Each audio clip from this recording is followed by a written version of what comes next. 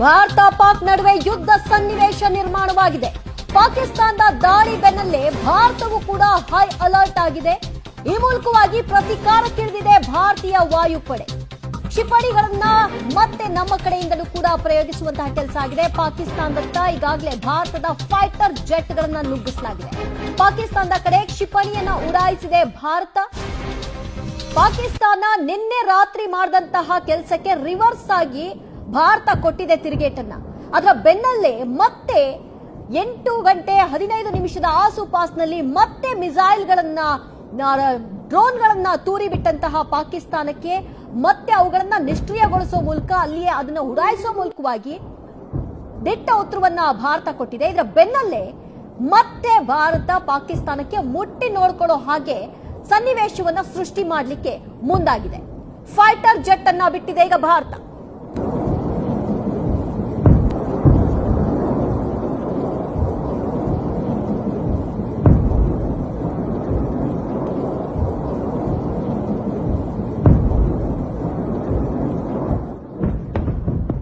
ಮೇಲಿಂದ ಮೇಲೆ ಕ್ಷಿಪಣಿ ದಾಳಿಯನ್ನ ಪಾಕಿಸ್ತಾನ ನಡೆಸಿದೆ.